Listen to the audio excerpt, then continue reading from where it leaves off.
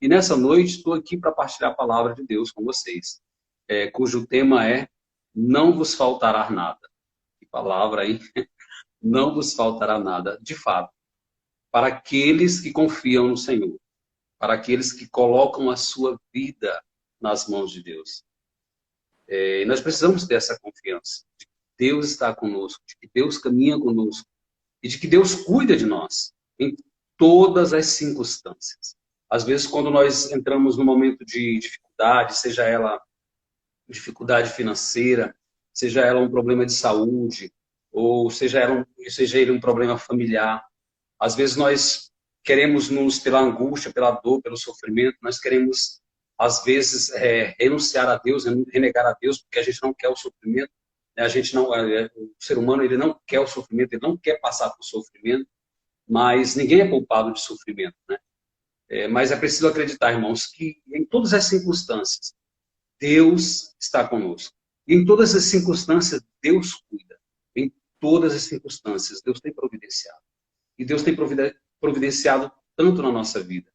Muitas vezes, a nossa incredulidade ou a nossa distância de Deus não nos permite ver dia a dia, momento a momento, aquilo que Deus tem providenciado. No mundo espiritual, então não se fala, né? Quantas coisas Deus tem operado, quantos livramentos Deus tem operado que nós não temos a capacidade de ver. Vamos pegar, se você puder pegar a palavra de Deus nesta noite, se você puder pegar a palavra, pega no Evangelho de São Mateus, no capítulo 6, a partir do versículo 25, tá bom? Evangelho de São Mateus, capítulo 6, a partir do versículo 25. A palavra vai dizer assim: portanto, eis que vos digo, não vos preocupeis por vossa vida, pelo que comereis, nem por vosso corpo, pelo que vestireis. A vida não é mais do que o alimento, e o corpo não é mais que as vestes?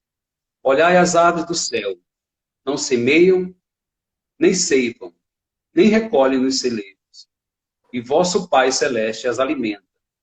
Não valei vós muito mais que elas? Qual de vós, por mais que se esforce, pode acrescentar um só covado à duração de sua vida? E por que vos inquietais com as vestes? Considerai como crescem os lírios do campo. Não trabalham, nem fiam. Entretanto, eu vos digo que o próprio Salomão, no auge da sua glória, não se vestiu como um deles. Se Deus veste assim as ervas do campo, que hoje cresce e amanhã será lançada ao fogo, quanto mais vós, homens de pouca fé, não vos aflijais, nem digais que comeremos, que beberemos, com que nos vestiremos. São os pagãos que se preocupam com tudo isso. Ora, vosso Pai Celeste sabe que necessitas de tudo isso.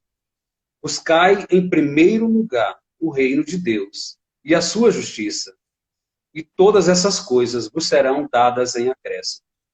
Não vos preocupeis, pois com o dia de amanhã. O dia de amanhã terá as suas preocupações próprias. A cada dia basta o seu cuidado. Palavras para a nossa salvação. Glória a Glória a vós, vós. Senhor. Que evangelho, né? Jesus está falando ali com seus discípulos, está falando para que aquelas pessoas, né, possam confiar na sua providência, possam confiar na providência de Deus. Porque Ele é quem provém tudo na nossa vida, irmãos. Ai de nós se não fosse a providência, se não fosse o cuidado, se não fosse a misericórdia de Deus. Irmãos, nesta época em que Jesus narra este trecho do Evangelho, falando para os seus discípulos, para que olhassem para as ervas do campo, pela beleza que elas tinham, né, pelo florido daquelas ervas do campo. Elas um dia floriam lindamente, no outro dia elas secavam e iam para o fogo. Estas ervas, eles juntavam e alimentavam fornos daquela época, daquela população que antigamente era muito comum os fornos de barro, e servia eles faziam em modo de feixes, né? Essas plantas já secas, e alimentavam os fornos. Então, Jesus está dizendo, se Deus dá toda esta beleza às ervas do campo, que em um só dia dão flores belas e no outro dia murcha, como Deus não vai cuidar de você? Como Deus não vai cuidar de mim, que sou aquilo que Ele tem de mais precioso? Como Deus não vai providenciar? Como Deus não vai cuidar da minha vida? Irmãos, é preciso esta confiança, acima de tudo. Quando vier o momento de tribulação, de dificuldade, nós estamos num momento onde muitas pessoas, pelas situações econômicas, por tudo que o mundo está vivendo, nós estamos em um momento onde as pessoas estão muito ansiosas, digamos assim, preocupadas com o amanhã, né? Preocupada com o seu trabalho, preocupada com o medo de pegar esse vírus. Tem pessoas que estão adoecendo, né? Muito antes de pegar o vírus, porque está adoecendo da mente, adoecendo, sabe, com o pânico, com o medo. Irmãos, nós precisamos crer na providência, no cuidado de Deus. Não faltará para nós o cuidado de Deus em momento nenhum. Nós não podemos nos afligir, viver afligido. É claro que em determinado momento da nossa vida vai vir essas tribulações, vai vir essas angústias, vai vir essas dificuldades para nós enfrentarmos.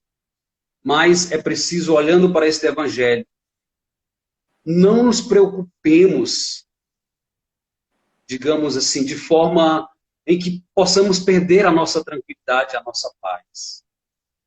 É preciso confiar no Deus que nos criou. É preciso confiar no Deus que tudo sabe, que tudo pode. Deus tem o poder para tudo. Ele é providência sempre.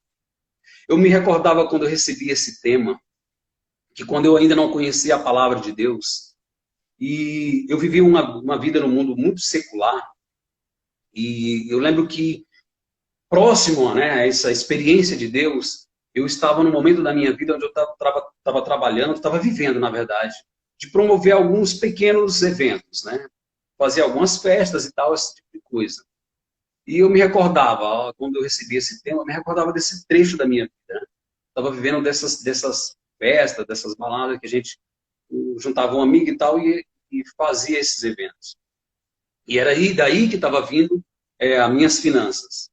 E quando eu fiz a experiência do grupo de oração, quando eu fiz a experiência de Deus, isso me foi tirado.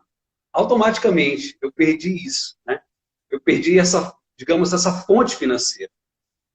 Eu participei do encontro e tal, fui ao grupo de oração e, claro, com a experiência do batismo no Espírito Santo que eu tive, não tinha mais como viver daquilo que eu vivia. E aí eu comecei a andar no grupo de oração e comecei a querer me preocupar. E agora, como que eu vou viver? Né? De onde virá as minhas finanças? Eu me recordava desse trecho da minha vida. E eu passei por um bom tempo no grupo de oração, participando, buscando ser fiel, né? Buscando me lançar, me doar. É claro que toda vez que a gente faz uma experiência, a primeira experiência do Espírito Santo, a primeira experiência do amor de Deus, a gente se lança, a gente quer mais, a gente quer se aprofundar, a gente quer crescer. Eu estava nesse momento. Então não me importava aquilo que viria, apesar de que às vezes queria viver essa ansiedade de como que eu iria fazer para ter, né, o financeiro. E eu confesso para vocês que eu passei um bom tempo. Um bom tempo eu passei caminhando no grupo de oração. Eu até já testemunhei isso algumas vezes. Sem nem uma moeda. Sem dinheiro de sair para lanchar. E caminhei mais de 5 anos nessa situação. Foi fácil? Não foi fácil. Mas com a experiência que eu estava fazendo de Deus naquele momento, eu consegui suportar. Eu consegui passar. Até que um dia um irmão lançou uma palavra profética na minha vida e disse, olha, quando Deus começar a abrir as portas na tua vida, você vai surpreender. E quando Deus começou a abrir as portas, quando Deus começou a providenciar, porque Ele sabia qual era o tempo. Porque se Ele começasse a abrir as portas. No meu início da caminhada, eu poderia ter me perdido. Eu poderia ter me perdido. Então ele providenciou no momento em que eu já estava, digamos, mais maduro na fé, mais preparado na fé. E ele começou a abrir as portas no meu mundo financeiro, né? E as coisas começaram a ter um norte, começaram a ter um mundo. E nunca faltou nada para mim. Nunca me faltou o essencial, irmãos. Nunca me faltou o essencial. Porque, como eu disse, eu estava me lançando. Eu estava fazendo um pouco disso aqui. Eu vou dizer um pouco porque a gente nunca faz tudo. A gente nunca se lança como a gente deveria. O versículo 33 diz: buscai em primeiro lugar o reino de Deus e a sua justiça, e todas essas coisas vos serão dadas em acréscimo. E naquele momento, Deus começou a acrescentar na minha vida. No primeiro momento, eu não tinha o financeiro. Digamos que eu não tinha nada, mas eu tinha aquela presença ardente do Espírito de Deus. Isso me alimentava e isso me bastava. As coisas seculares já não me faziam falta, porque eu estava nesse momento de me lançar. E quando nós nos lançamos, quando nós buscamos, quando nós damos importância às coisas de Deus, a gente vai sendo nutrido pelo Espírito. Aquilo que é secular, aquilo que é passageiro já não nos atrai tanto. Já não nos atrai tanto. Então, irmãos, é preciso ter essa confiança. No momento, Deus falava isso no primeiro momento da confissão. No momento certo, Deus providencia. Muitas vezes nós queremos, no nosso tempo, do nosso jeito, mas Deus não trabalha com o meu tempo. Deus não trabalha com o meu jeito.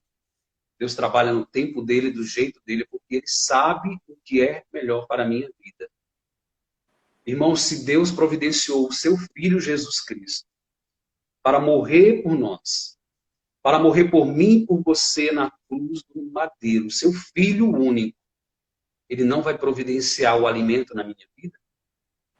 Ele não vai providenciar as vestes? É óbvio, irmão, que ele vai providenciar. É óbvio que ele vai cuidar. O que eu preciso é estar próximo de Deus para ver Deus fazendo os detalhes. Para ver o tamanho de Deus, eu preciso estar próximo de Deus, para que eu possa ter a visão espiritual. Há uma historinha que ela é muito conhecida. Eu nunca contei essa história, mas eu me lembrei dela ao refletir esse tema. Um dia um pai, já ouvi tantas vezes essa história e nem sei contar. Um dia um pai, uma criança, perguntou para o pai qual o tamanho de Deus. E o pai disse: você está vendo aquele avião? O pai visualizou um avião no alto dos céus e pediu para a criança olhar para o avião. A criança olhou: você está vendo aquele avião? Ele é grande ou é pequeno? A criança falou: ele é pequeno. Para dizer que Deus era pequeno. E o pai pegou essa criança e levou a um aeroporto, próximo de um avião, um mega avião, muito grande. E o homem perguntou para o filho, disse: filho, e agora esse avião? Ele é grande ou é pequeno? Ele é grande, pai. Esse avião era grande. E o homem falou para o filho, o pai falou para o filho: Deus é isso.